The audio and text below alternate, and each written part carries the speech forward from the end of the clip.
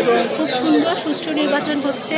আশা করছি ইনশাল্লাহ আমাদের দেশ একটা সুন্দর দেশ পেতে যাচ্ছে, এটাই বলবো। দীর্ঘদিন পরে ভোট দিতে পেরেছেন, কেমন লাগছে? খুবই আনন্দের, খুবই সুন্দর পরিবেশ।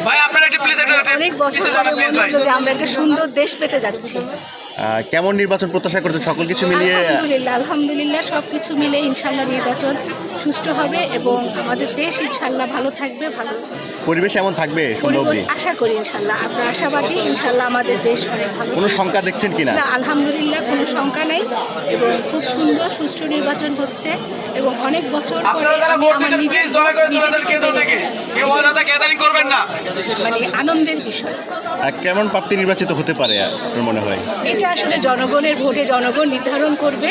জনগণ যাকে ভালোবাসবে, যাকে যোগ্য মনে করবে, দেশের জন্য যাকে যোগ্য মনে করবে তাকে ভোট দিবেন। এটা জনগণের উপরে আমি প্রত্যাশাটা রেখে ছেড়ে দিলাম আর কি। গণভোটও তো দিয়েছেন বোধহয়? জি, গণভোটও দিয়েছি।